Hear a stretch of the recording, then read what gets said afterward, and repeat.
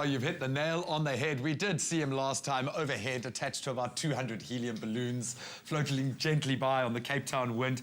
I'm talking about Matt Silva-Valance, who is, of course, an adventurer for the modern frontier. We've seen him take to the skies now. He is going to make the short trip between Robben Island and Cape Town, but on the ocean bed. And joining us this morning to unpack what sounds like an insane endeavor is Matt himself, Michael, Mac Hutchin, and Dirk Miller. Guys, welcome to it.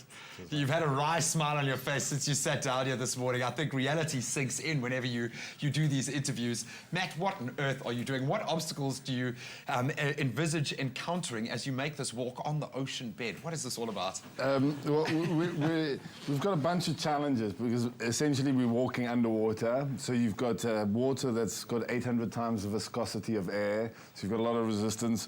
We didn't know what obstacles we literally faced in terms of rocks or crevices, and that's where Max come on board. And then it's creating an environment that you can actually exist in for 6 to 8 hours, and that's developing a subwalker, and that's where Dirk comes in and all the ocean engineering. We can see the starts of the endeavor right there. Mac, take me through these unknown obstacles. How do we go about mapping the floor ahead of the walk? How have you approached that obstacle? Okay, well, we did a multi-beam echo sounder survey. I suppose I'll elaborate a bit on that.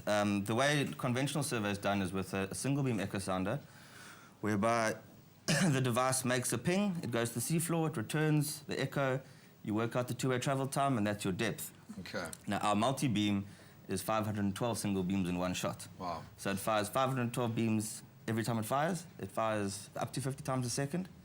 And then we basically just mow the lawn. We just cover the entire area. You can imagine, we collected, I think, 600 million soundings. My word. We've covered it. And what does the ocean floor look like down there? Do you have any massive crevices you're going to have to traverse? No, nothing that serious.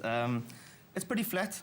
But there's the odd sort of ridge that he has to negotiate. Obviously, beforehand, those kind of things don't exist on the charts. Yeah. So at least now Matt knows what's in store for him. You're doing our oceanographers a service as well. Now, let's talk about the equipment that he's going to be using, Paramount. And I'm sure this is an area that Matt is really focused on. Dirk, take us through our sub-walkers. I love the sound of it. Sounds like something very futuristic. Take us through the equipment we're going to be using. At this stage, we basically just in a conceptual phase. So we're looking at what exact equipment he will require to do this walk. So we're looking at the rebreather technology. We're looking at, that's basically a very...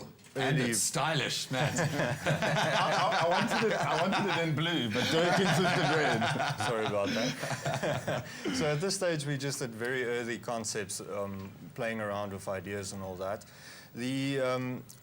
After this, we'll basically investigate the exact equipment you require, the rebreather and the media interface, because we'd like to have a real-time media link to him so that we can talk to him during the walk and also see what he is seeing, which is quite important. And the next phase for us will be to do hydrodynamic computational, or use computational fluid dynamics to improve upon the hydrodynamics of the vehicle. So that's basically you running in a pool. Streamline. Being shot with a big hose. Yeah.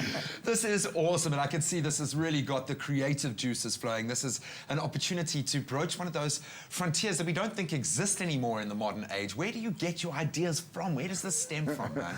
I don't know exactly, but I think once we realized that the ocean floor was quite shallow and there's this very unusual ridge between Robben Island and the mainland, and the depth is quite shallow, we figured out that it might be possible.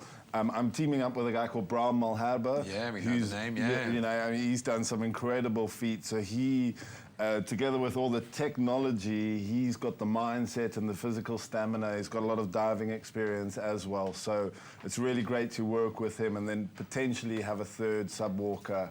Hopefully a pretty blonde. Yeah, we might be able to help you out in that department. Just lastly, very quickly, how do we get in touch if we've got sponsors who want to get on board and obviously capitalize on this massive upswing in media that you guys are creating? We've just launched our website, which is Launchpad for Charity Foundation. So if you www.lfcf.coza.